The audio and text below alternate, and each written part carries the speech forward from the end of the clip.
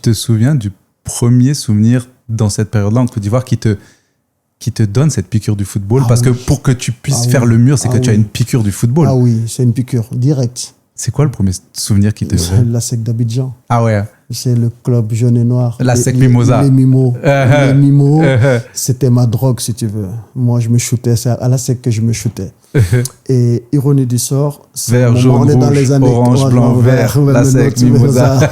Tu vois, ou bien quand la SEC jouait, t'entendais les klaxons de voiture. Pin, pin, pin, ASEC, Mimo a gagné. Pin, pin, pin, pin, pin, Mimo, ASEC a gagné. Mimo, les Mimos. Et il y avait un vieux Mauritanien qu'on appelait Vieux Mimo, qui habitait dans la zone aussi, à Abidjan, quand il y avait les matchs de la SEC, quand on allait au stade. Chaque fois que la SEC marquait un but, il jetait des bonbons. Imaginez les enfants et les bonbons. Bien sûr. Donc, on sautait. Chaque fois que la SEC mettait un but, il jetait des paquets de bonbons dans les tribunes et tout. On savait toujours où Vieux Mimo s'asseyait. Et nous, on n'était pas loin de là-bas. Donc, dès qu'on marquait, jetait les bonbons, on captait les bonbons et tout. Incroyable. Et on est dans les années 80. Ouais. C'est l'essor de Youssouf Fofana.